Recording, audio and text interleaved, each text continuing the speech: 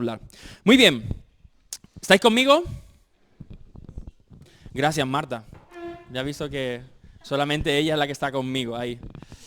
Mira, este año nuevo, sabéis que estamos estudiando algunas series y esta va a ser la tercera serie que vamos a hablar. Estuvimos hablando de qué es la iglesia, qué significa ser iglesia, por qué Dios creó la iglesia, qué significaba la herramienta de Dios para este siglo, para este mundo, para este tiempo. Esa fue una primera parte. Luego estuvimos hablando en la segunda parte sobre la persona de Jesús. ¿Quién fue Jesús? Jesús el personaje. Volvernos a enamorar de esta Jesús como persona. Más allá de los milagros, más allá de las buenas palabras, poder encontrarnos con este Jesús que era real. Y ahora mira, quiero desafiarte, y este para mí está siendo un desafío personal. Quiero que escuches lo que Dios va a traer para este nuevo comienzo de año, porque vamos a meternos directamente en la Biblia y vamos a hablar del Sermón del Monte. ¡Boom! El Sermón del Monte, Mateo capítulo 5, 6 y 7, ¿de acuerdo? ¿Y por qué? Porque el Sermón del Monte está catalogado como uno de los grandes mensajes de la historia de la humanidad. Fijaos que Gandhi dijo sobre el Sermón del Monte que Jesús había puesto la ética y la moral en el más alto umbral. O sea, para el propio Gandhi, leer en la Biblia Mateo 5, 6 y 7, leer las palabras de Jesús en este momento, es poner en un estandarte tan alto la ética y la moral, la conducta y la forma de entender la vida que a él le sorprendió. Jesús fue una inspiración para Gandhi, en este caso. Pero, ¿por qué Dios me ha dicho, oye, vamos a apretar un poco por aquí? Primeramente, me lo ha dicho a mí, y quiero que lo sepáis. Dios me está desafiando a estudiar este pasaje, a hacerlo más en profundidad, porque hay verdadera sanidad, pero también intencionalidad de Jesús a la hora de compartir esto. Y algunos detalles frikis de teología que ¿a quién le gusta la teología? ¿A Aarón? No, a Aarón no, porque está harto ya. A Aarón no le gusta. Pero algunos datos curiosos sobre el Sermón del Monte. ¿Parece? Bienvenido Esdras ahí dándolo todo. Y es que los estudiosos quieren hablar del Sermón del Monte como un paralelismo a la vida de Moisés. Quieren traer a estos dos personajes, tanto Moisés como Jesús, al frente de la palestra, porque de alguna manera los dos irrumpen en la historia del pueblo de Israel con una realidad de una palabra fresca, una palabra de guía, una palabra que pueda llevar al pueblo al siguiente nivel. Los dos son mensajeros que ante la desorientación del pueblo emergen como una figura que trae una palabra de Dios para guiarles. Los dos han hecho milagros y han generado un público que les sigue y que ven en ellos hombres de Dios extraordinarios, tanto Moisés como Jesús.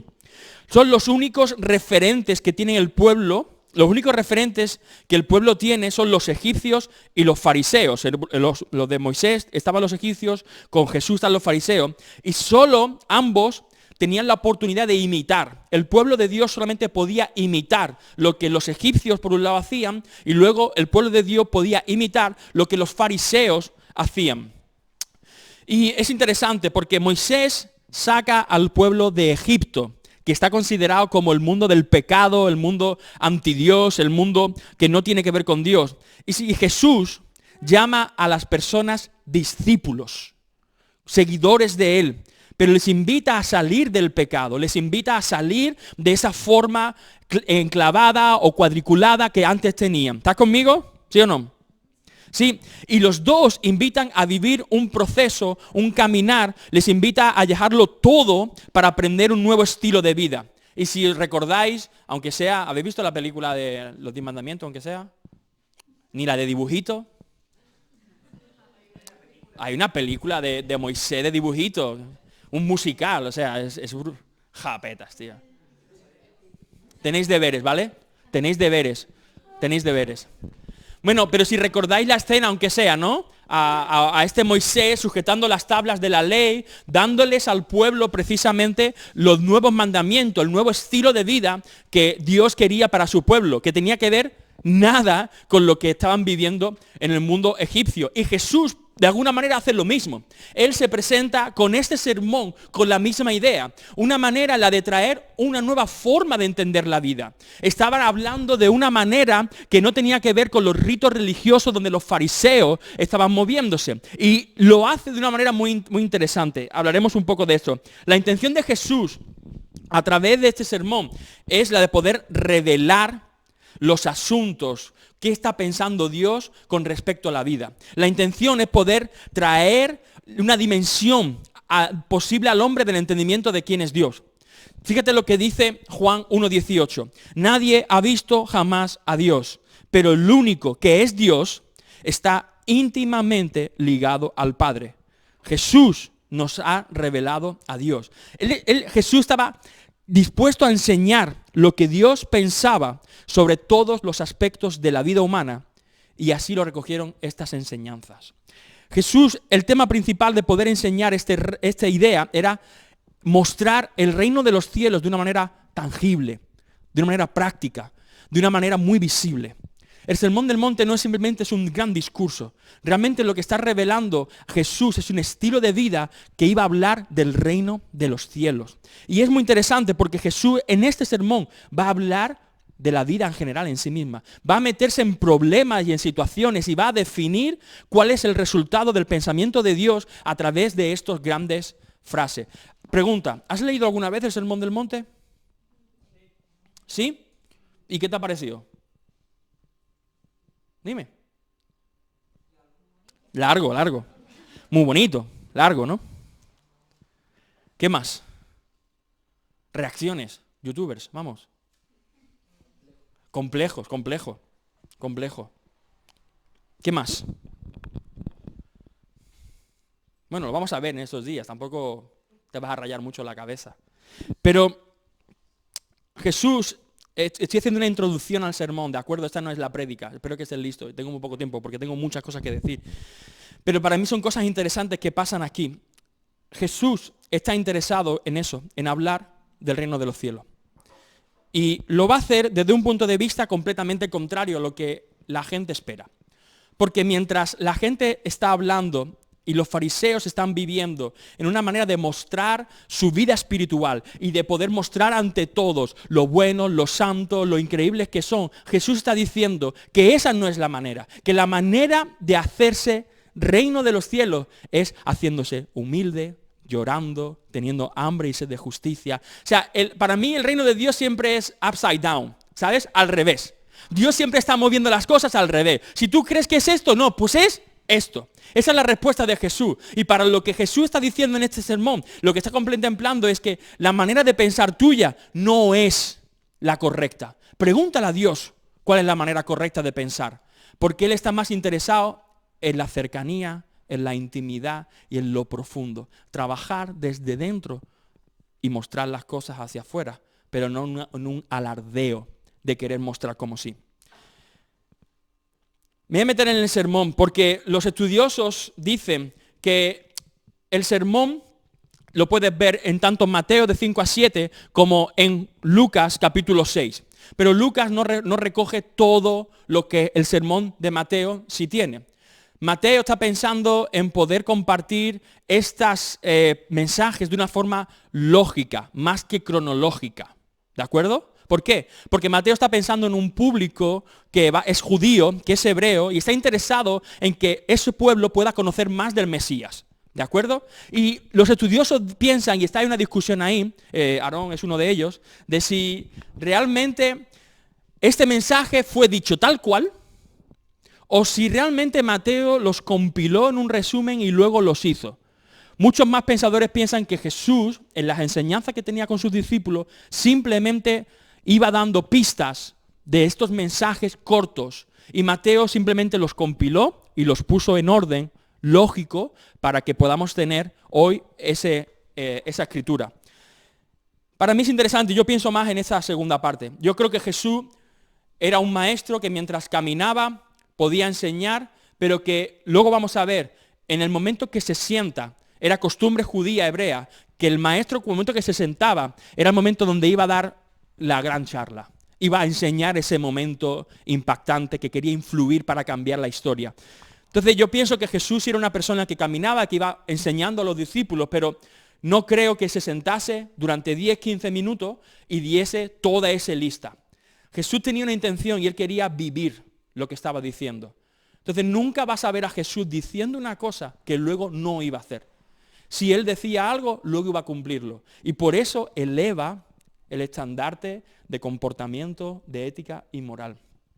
No me voy a enrollar mucho más, me voy a meter en esto, aunque tengo tira. Y si tienes interés, me encantaría poder compartir este archivo que estoy creando y que puedas leerlo y compartirlo. Si quieres, lo hacemos.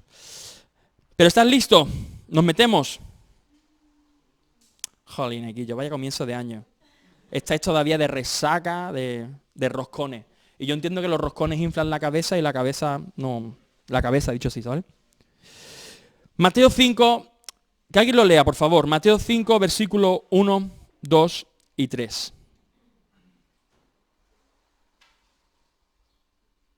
Al ver la multitud, Jesús subió al monte y se sentó.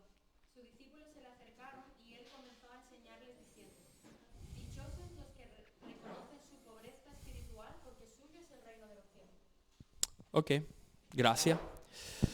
Mira, mientras estaba haciendo este pasaje, este estudio, tenía pensado poder compartir con vosotros más cosas. Pero es que este versículo, el versículo 3, ya tiene miga para mojar en un huevo frito bueno, tela. Y dice la Biblia, ¿no? Empieza diciendo en Mateo 5 que Jesús se sentó. Y es interesante, porque Jesús venía de un momento de estar solo en la montaña.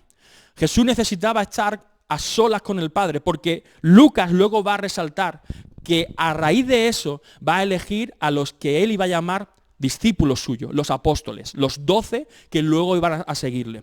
Y él necesitaba un momento de reflexión.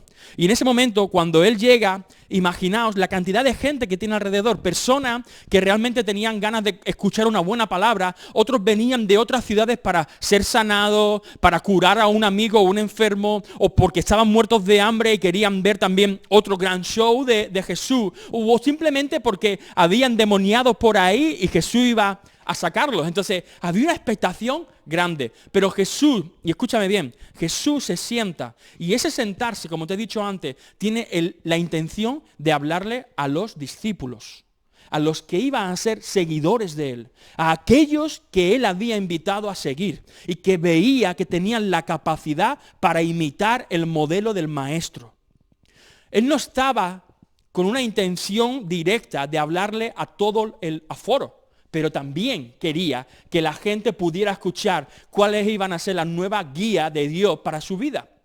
Pero solamente estaba enfocado cuando se sienta como maestro en hablar a los discípulos. Y es interesante porque del versículo 3 al 12 vais a escuchar una palabra que se repite, que es ¿cuál? Bienaventuranza, bienaventurado. Y en griego significa Macario. Y Macario me hace mucha gracia porque hace muchos años había un muñeco que se llamaba Macario, que era un ventríloco, y siempre me recuerda a eso. Pero Macario significa no solamente bienaventurado. En griego lo han traducido tal cual. La risa de 10 minutos después, ¿no? Que ha entendido el chiste. Después. Macario significa bienaventurado, pero ni siquiera nosotros en español tenemos una palabra que realmente pueda definir perfectamente bienaventurado. Bienaventurado quiere decir feliz, quiere decir bendecido, quiere decir dichoso, quiere decir algo más por encima de eso. Es como sentirse completamente pleno, sentirse completamente agradecido, sentirse completamente con propósito. Y Jesús va a decirte, eres dichoso. Eres dichoso, eres dichoso. Él va a hablar de la felicidad en una manera que no tiene que ver con los métodos convencionales, ni de aquel del entonces ni de hoy, ¿verdad o no? ¿Qué es lo que la gente quiere pensar cuando habla de felicidad? ¿Cómo la gente se llena de felicidad? Dime. Cuando no tiene problema. ¿Qué más? ¿Cuáles son las cosas felices de hoy? Dale. La prosperidad. Ya, ¿qué significa prosperidad? O sea, tener bien la cartera llena, buena economía, que no te preocupes si tienes que pagar, si tienes que entrar, si puedes comer, si puedes viajar, si puedes vestir bien, ¿no? ¿Qué más? ¿Qué más cosas son la felicidad? Tener salud. ¿Ya? Eso es muy importante, sobre todo después de COVID y, bueno, preparaos, ¿eh? Tengo una palabra. No. ¿Qué más? ¿Qué más hace feliz a la gente? Cuando hago lo que quiero, porque yo lo valgo, ¿no? Y no me importa lo que piensen los demás también, ¿no? Cuando hago lo que me hace sentir bien. ¿Qué más? ¿Qué más cosas? El éxito profesional. ¿Ya? Y personal, exactamente. TikTok es una buena herramienta. La fama, ser influencer, novio, ya. Tener una pareja al lado, ¿no? Están saliendo muchas cosas, ¿eh? Reconocimiento. Ya. Estas son las cosas que te dicen que si quieres ser feliz, tienes que tener todas esas grandes oportunidades o vacíos que puedes llegar a tener cubiertos, ¿no? Si tienes dinero, salud, ya. Si tienes salud y dinero, ya te sobra, ¿no? Pero si encima la llenas con novio, novia, viajes, etcétera, ya es como que ya la panacea, ¿no? Y esto es lo mismo, el mismo pensamiento que está diciendo ahora es lo mismo que se vivía en la época de Jesús.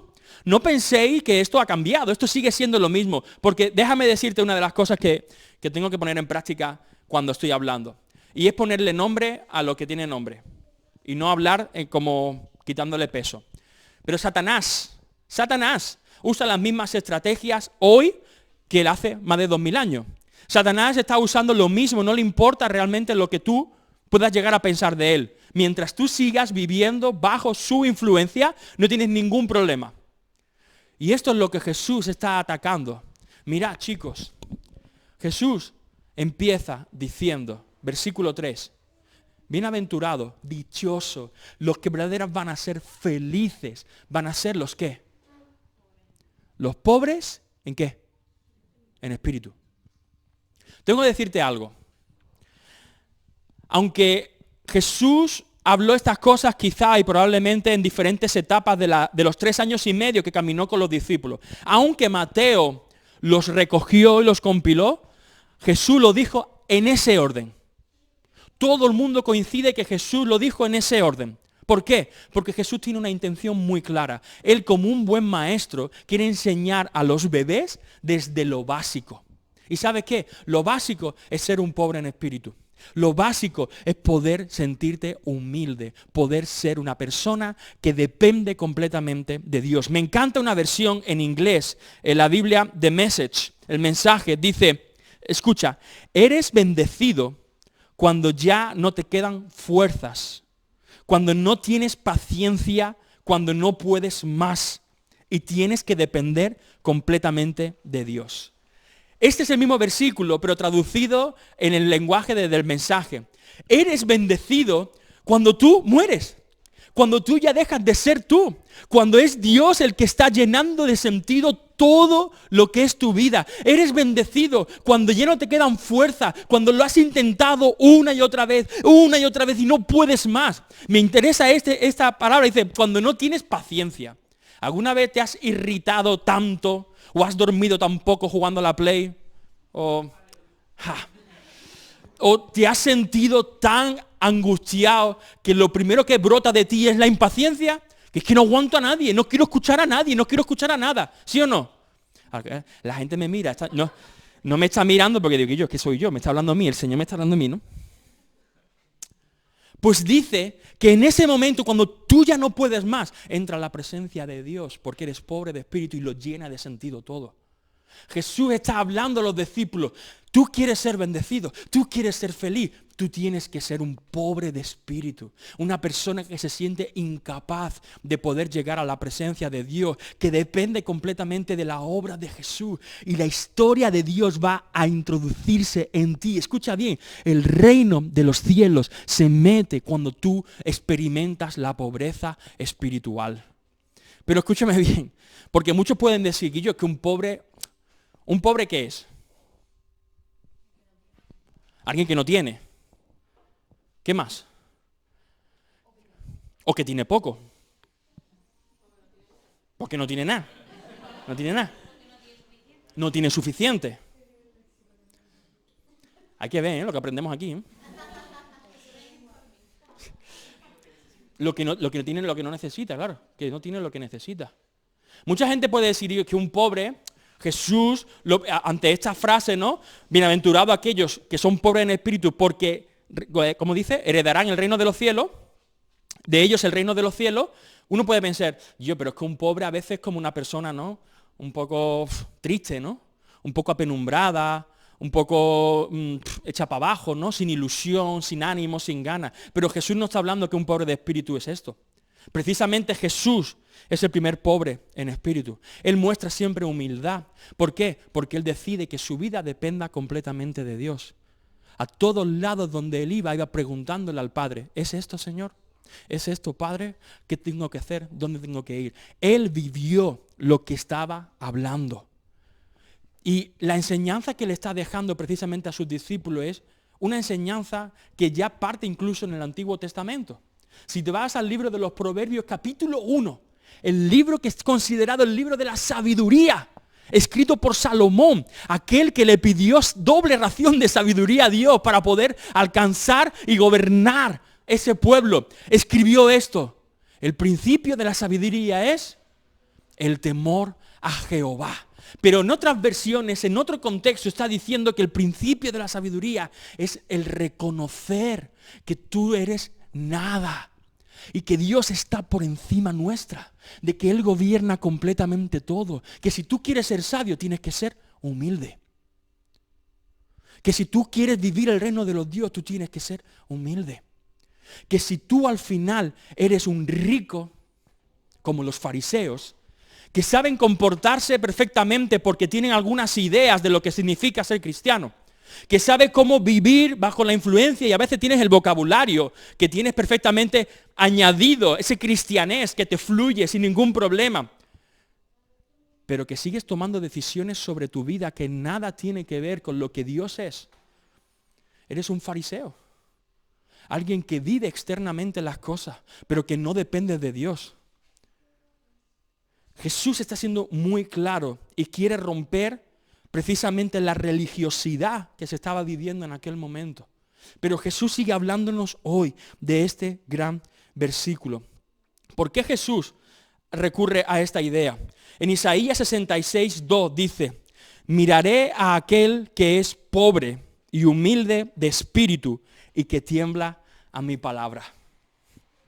Escucha bien esto, porque estamos comenzando el año y es una nueva oportunidad. Jesús en Isaías lo trae y dice: miraré a aquel que es pobre y humilde de espíritu y que tiembla a mi palabra. Es interesante porque si nos ponemos en serio, nosotros no somos personas que estemos delante de la presencia de Dios 24/7.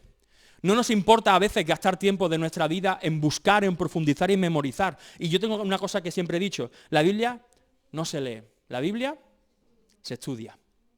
Necesitamos meternos a estudiar la Biblia.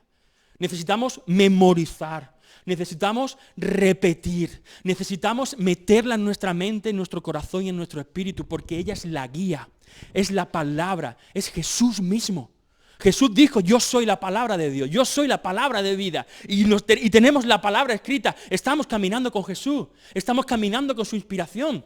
Es Él el que nos impulsa, pero tenemos que estar en una actitud. Y déjame seguir hablando de esto, porque en Gálatas 2:20 Pablo escribe: con Cristo estoy juntamente crucificado, y ya no vivo yo, mas vive Cristo en mí. Y las cosas que vivo en este cuerpo terrenal, confiando en el Hijo de Dios, quien me amó y se entregó a sí mismo. Te voy a leer otra vez, Gálatas 2:20. Con Cristo estoy juntamente crucificado, y ya no vivo yo, porque vive Cristo en mí. Así que las cosas que ahora vivo en el cuerpo terrenal, confiando en el Hijo de Dios, es quien me amó y se entregó a sí mismo por mí. La idea de Jesús constantemente es la de morir a nosotros mismos, morir a nuestros deseos, morir a nuestros impulsos, morir a lo que yo creo que es mejor para mí, morir a lo que Jesús me está invitando a vivir. Esa es la bienaventuranza, esa es el Macario, esa es el poder experimentar la libertad de Jesús, la libertad del reino de Dios sobre nuestra vida. Pero solo aquellos que quieren morir a sí mismos, morir a lo que Satanás está diciendo que tenés que vivir. Solo aquellos que quieren depender de Jesús y ser un pobre de espíritu es el que va a encontrar la felicidad. Tengo más textos, pero déjame hablarte claro de por qué Jesús empieza con esto. Si te remontas al comienzo de la historia de la vida y tienes a dos personajes, Adán y Eva, realmente lo que está hablando Jesús aquí es de morir a nosotros mismos, de ser un pobre de espíritu. Lo que está diciendo es que vayamos en contra de nuestro orgullo. En realidad lo que pasó con Adán y Eva fue una actitud de orgullo, porque ellos querían ser como Dios.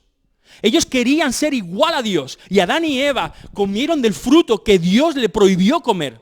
Ahí donde empieza todo, en la desobediencia. Ser cristiano no es otra cosa que obedecer a Dios.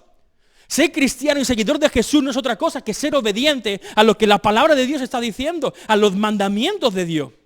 No vale ser cristiano los domingos o cuando me acuerdo o cuando oro antes de comer y luego hacer mi vida como me dé la gana. Jesús está atacando a la rebelión en una conducta. Porque el pecado en sí mismo, lo que es pecado, no deja de ser una rebelión contra Dios. Y tus pecados y mis pecados, los que yo sigo cometiendo durante la semana, y que a veces mi mujer me dice, Quillo, es que eres el más pecador de la pradera, eres el peor. Sí, esos pecados no dejan de ser unas conductas, no dejan de ser unos síntomas de una enfermedad que es mucho más profunda. Y lo profundo tiene que ver con mi dependencia en Dios. Cuando Dios creó a Adán y Eva, lo único que deseaba era poder relacionarse con ellos de una manera extraordinaria, sobrenatural. Ellos tenían todo a su alcance para poder vivir el reino de los cielos de una manera extraordinaria, sobrenatural. Y Jesús viene a través de este sermón con el mismo propósito. A aquellos que sigue llamando como discípulos, seguidores de Él, el propósito es empezar siendo pobre en espíritu. Porque solo aquellos van a poder experimentar la libertad, el amor, la justicia, la bondad, la misericordia y poder vivir una vida plena aquí, pero construyendo en la eternidad. Porque no somos de esta tierra. Mientras nosotros vivamos aquí, tenemos que estar dependiendo de Él. Pero mi pregunta sigue siendo, ¿qué demanda, qué está pidiendo Dios a mí en este nuevo año? ¿Qué es lo que Jesús, a través de lo que vamos a estar viendo, está pidiendo sobre mi vida? Porque está bien, tú puedes seguir tomando decisiones, pero qué diferencia en tomar las decisiones influenciadas e inspiradas por Dios sobre nuestra vida, sobre el Espíritu Santo sobre nuestra vida, que tomar las decisiones que simplemente me hagan sentirme bien o me lleven a una felicidad que sea más o menos buena.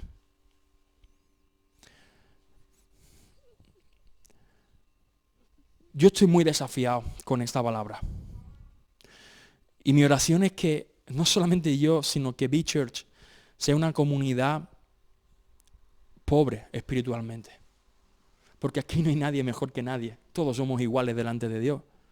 Pero sigo pidiéndole a Dios que nos anime a morir a nosotros mismos, a negarnos a nosotros mismos y a ponerlo a Él en el centro de todo. Tengo muchas cosas que la semana que viene seguiré ampliando, pero sí quiero dejaros con esta idea. Tenemos la oportunidad de hoy tomar una decisión, de dejar nuestro orgullo y poner a Dios en medio de todo. Que el Señor os bendiga muchísimo, familia.